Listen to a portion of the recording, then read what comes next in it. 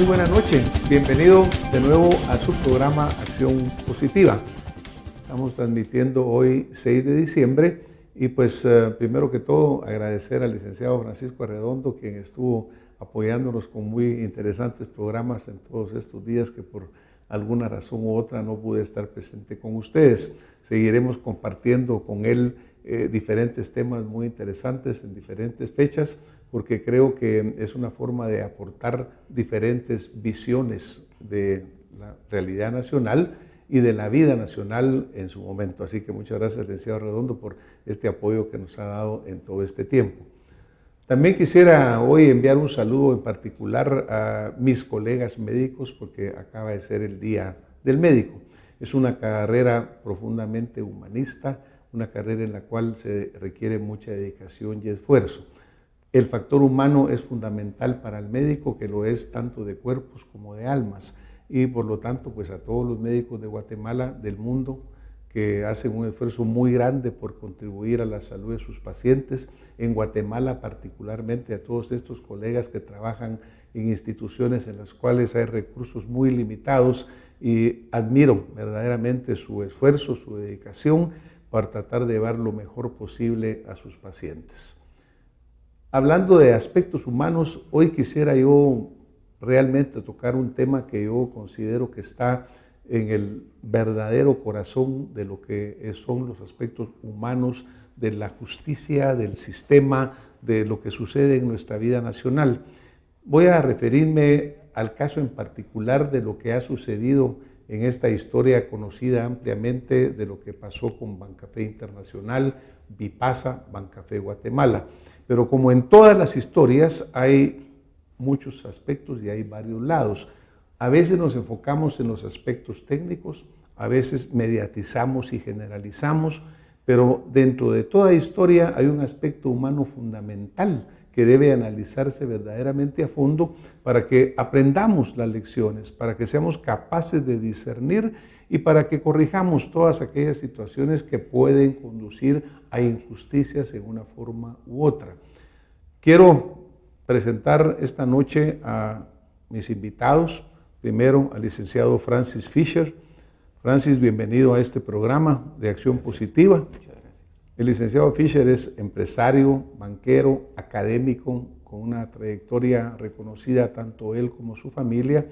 Y también presento al licenciado Henry Comte, quien también es un profesional del derecho con una trayectoria muy reconocida y con quien quisiéramos platicar hoy sobre algunos aspectos humanos, técnicos de lo que es la historia de lo que sucedió con Bancafé.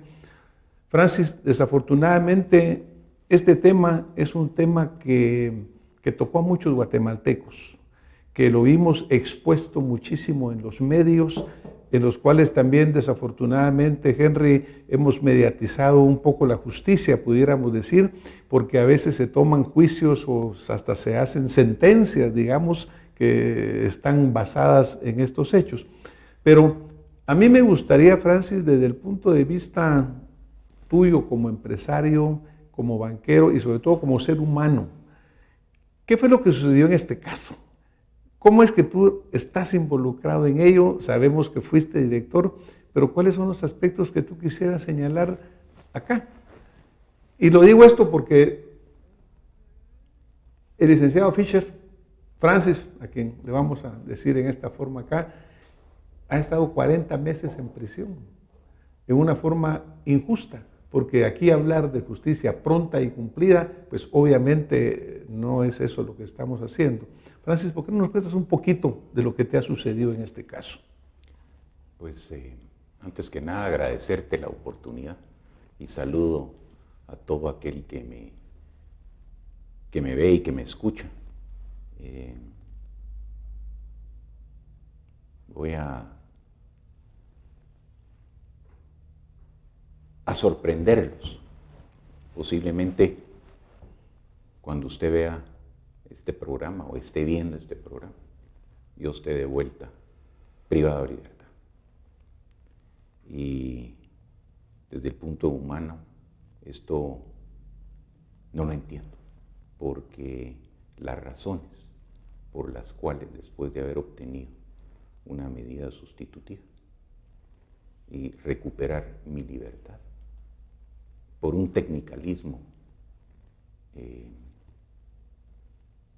sumamente improcedente de lo que he logrado entenderle a mis abogados que me apoyan en esta causa, que me regresen mañana que voy a audiencia, mañana que me presento, como es la obligación de todo ciudadano, hacerle frente a la justicia, y quien nada debe, nada teme. Y en este caso, gracias, y lo vamos a tocar tal vez más adelante, gracias a la investigación del Ministerio Público y las pruebas que yo tengo. Si al inicio se sospechaba que yo era un victimario, realmente soy otra víctima más y posiblemente la mayor.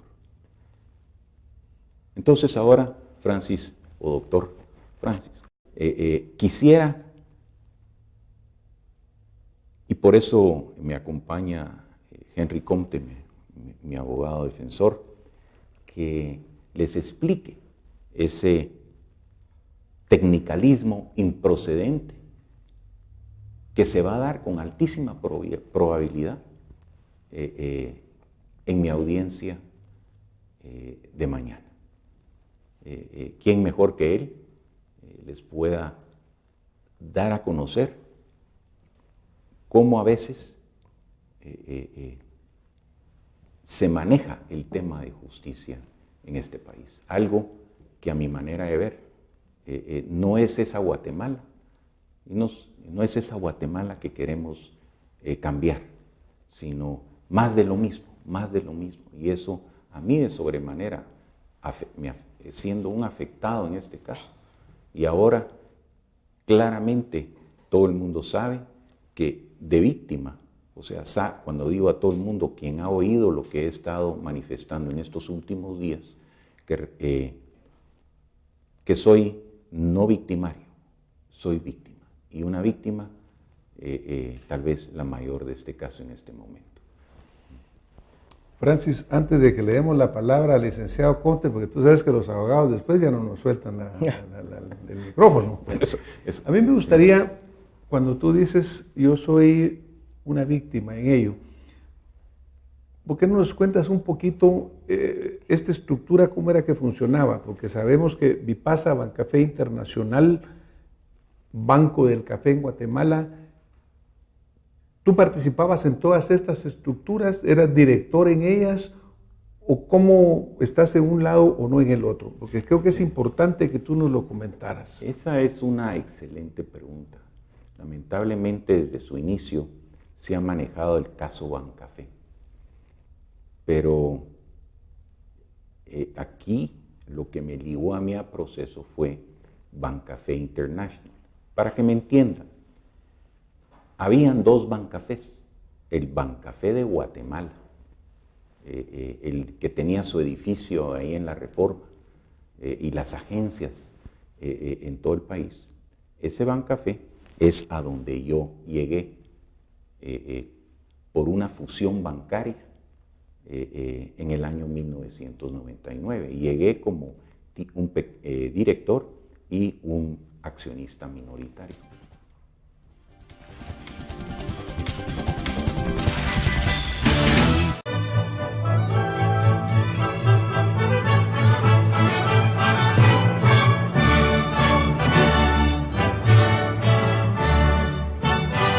Santa Lucía, en tu mesa todo el día.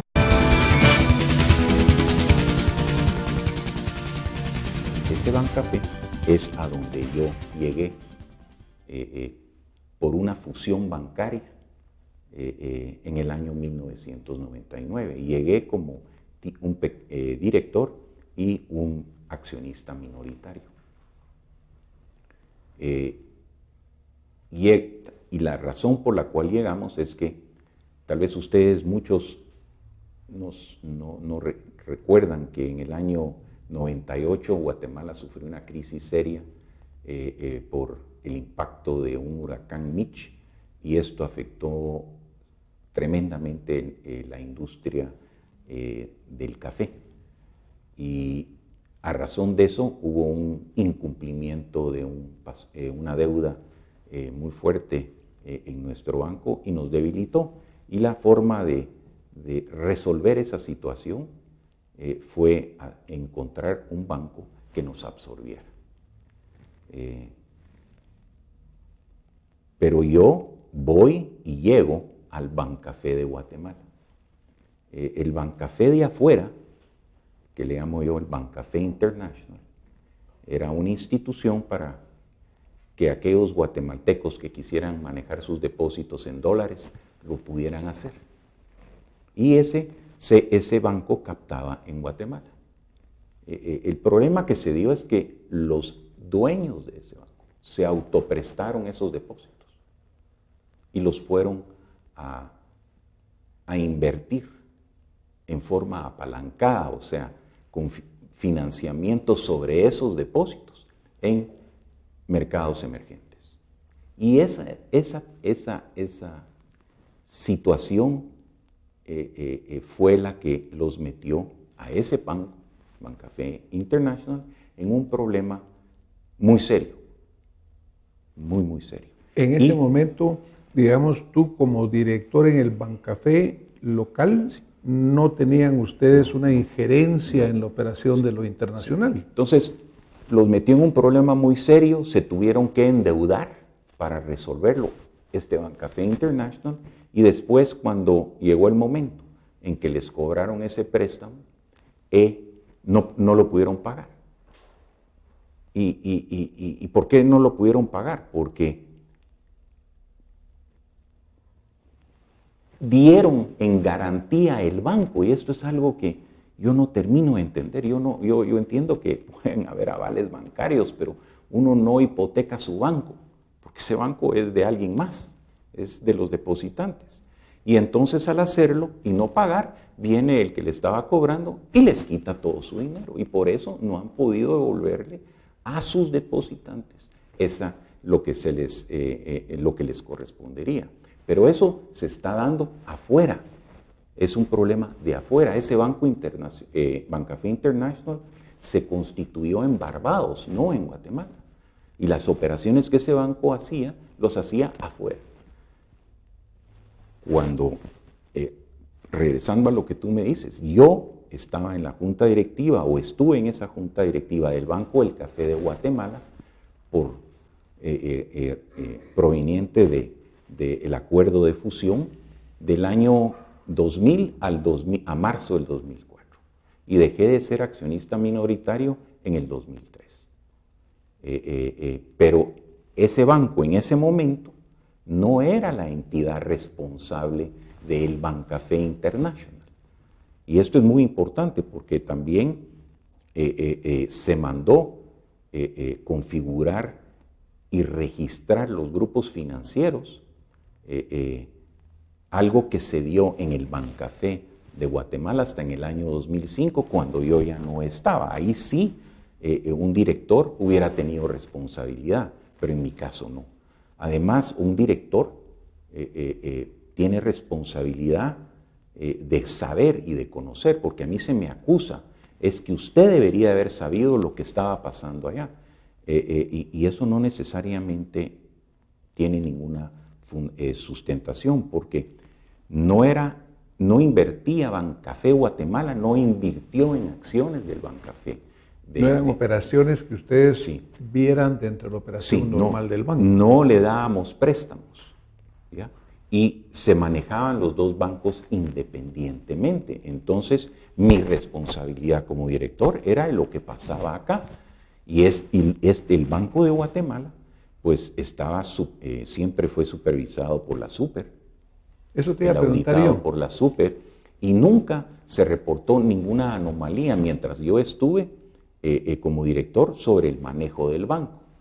Y cuando lo suspendieron en el 2006, ningún cuentaviente del Bancafé Guatemala perdió su dinero. Había un FOPA para ese entonces y cubrió esa deficiencia. Pero el Bancafé de afuera no había tal FOPA, ¿ya? Que protegiera, no había un seguro contra, claro, en ese sentido. Ahora, entonces me dicen que yo era el responsable de haber evitado lo que sucedía afuera, y eso no procede. Estaba fuera de mi responsabilidad. Ahora, por ejemplo, tú mencionas la Superintendencia de Bancos, pero las operaciones que hacía Bancafé Internacional y Bipasa, ¿estaban también controladas por la Superintendencia de Banco? Pues ¿o no? De lo que yo tengo entendido por los medios de convicción que se han facilitado por el Ministerio Público, en Barbados hay un supervisor de bancos y se preparaban estados financieros y se sometían, y ellos supongo que hacían el auditaje de esas instituciones. Claro, pero fuera de Guatemala. Fuera de Guatemala. No era la superintendencia local, sino que ella miraba lo que operaban en Guatemala. Debo de aclarar que ya en el año 2005, cuando se formalizó el grupo financiero del país y se incorporó a ese grupo, a los dos bancos, ahí sí ya la Super entró a conocer qué estaba sucediendo en Bancafé Internacional. Posterior al tiempo que tú estuviste Yo ahí. estaba totalmente alejado como accionista y como director. Y hay que aclarar otra cosa, yo en ese banco nunca fui ejecutivo, ni consultor, ni tuve ninguna relación, ni una cuenta bancaria tuve yo ahí, ni una cuenta de ahorros tuve en ese banco. O sea, para mí sabía que existía, pero era totalmente ajeno a lo que yo veía como responsabilidad en el banco. Además, yo era un director independiente, minoritario. Yo no era el que mandaba. Claro, pero claro que eso, a pesar de ello, si hubiera sido el caso, sí tenías una responsabilidad como director, ¿verdad? Por supuesto. Claro. Licenciado, disculpe que no le hayamos dado la palabra, pero ahora se la damos. Si yo escucho lo que me dice el licenciado Francis Fisher, me parece muy claro que hay un deslindamiento de su responsabilidad. ¿Cómo surge entonces él con esta situación, que lo tiene 40 meses en prisión, que es más, lo tiene, digamos, de nuevo ante esa posibilidad? ¿Cómo se le une a ello? Veamos. Regresemos un poquito en el tiempo para comprender en la situación que está hoy don Francis Fisher. La familia Fisher era accionista del banco Multibanco. Este banco, como bien lo comentó Francis, tuvo un gran golpe en finales de los 90. Este golpe viene por una combinación del tema del Mitch y un desastre en el negocio del café, lo cual lastima enormemente al banco. Con el afán de salvar el banco y mantener a sus cuentavientes debidamente pagados y respaldados, se decide, luego de negociaciones, fusionarse con Bancafé. Bancafé absorbe a Bancafé.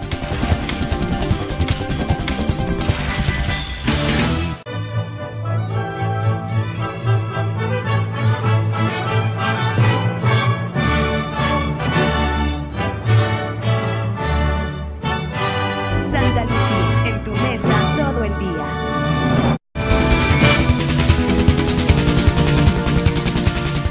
Con el afán de salvar el banco y mantener a sus cuentavientes debidamente pagados y respaldados, se decide, luego de negociaciones, fusionarse con Bancafé. Bancafé absorbe a Multibanco. La fusión, dirán, es parte de la estructura. No puede ser parte de la estructura.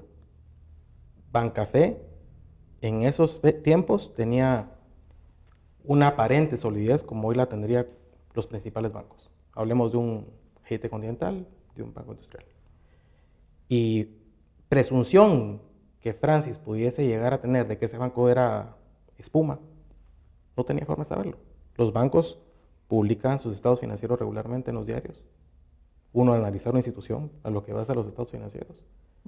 Y también están regulados por la superintendencia. O sea que ahí me meto un poco a la jerga legal, que no le gusta a la gente, ¿verdad? Pero existe en principio mercantil de la verdad sabida y buena fe guardada en negocios comerciales. Bajo la premisa de que el banco está regulado y publica su estado financiero, es lógico que un banco problemado quiere ir con el grande del sistema, que era Bancafé. Claro. Si bien recuerdan, los jugadores de los Rojos era tan popular que Bancafé era su camiseta, ¿verdad? Claro. Y tal vez en este punto sería importante que la operación en parte la hacen Francis y Henry para preservar a tus depositarios en el banco de ustedes, pues en el banco Sí.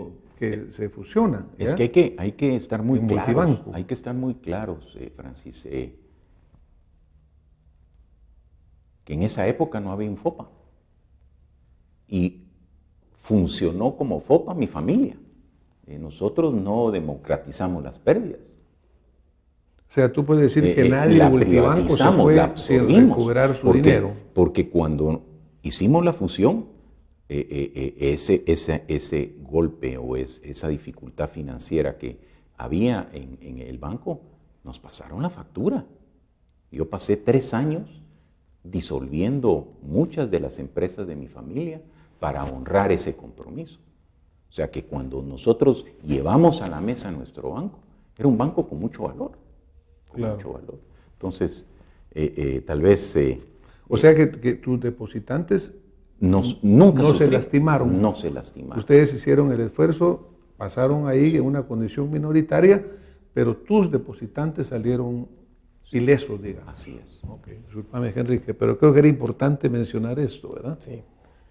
Pues, cabalmente, depositantes ilesos. Y Francis aceptando la fusión por absorción en Bancafé. Sin perjuicio de la presunción de que el banco está bien, el banco no está bien. El banco era una clara de huevo, era turrón, no tenía nada. Y en la evaluación que hacen de ambos bancos, a Francis le otorgan a la institución multibanco un valor muy, muy inferior a lo que valoraron los auditores en ese momento a Bancafé. Ahí viene una situación que no se ha conocido y que se va a conocer ahora porque hay una denuncia presentada en donde quizás el primer gran afectado de la estructura no son los cuentavientes, el primer afectado es Francis. Porque él entra a un banco, con un banco ciertamente lastimado, pero con un valor, y entrega el valor de su banco a un banco que está totalmente quebrado. Ahí no solamente Francis entrega lo que tenía, se endeuda y termina de quedarse literalmente sin patrimonio. Habiendo ingresado al banco, como lo comentó Francis al principio, él ingresa como accionista minoritario del Bancafé Guatemala. La fusión no se dio con Bancafé International, ni mucho menos con Bipasa. Él recibe acciones de Bancafé Guatemala. Y la triste tesis que se maneja es que él entra a un grupo financiero inexistente, porque en esa época la ley no regulaba los grupos financieros.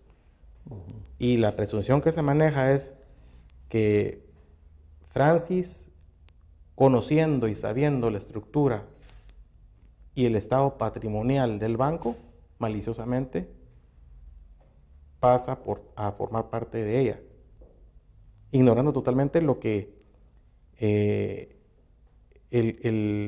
las personas que controlaban las 3 instituciones hacían, que era cabalmente captar dinero con Bancafé International, que ese es el caso que discute. No se discute el caso Bancafé, ¿verdad?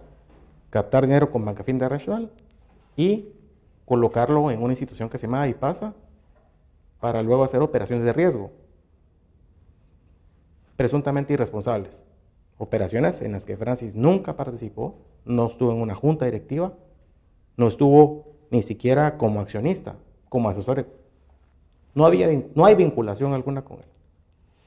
Y sin embargo, pasa tiempo en prisión, una justicia que no le da la oportunidad de presentar su caso y que es más, está en riesgo, realmente no sabemos cómo permitir este programa, de que pueda estar de nuevo en prisión por esta situación, Henry.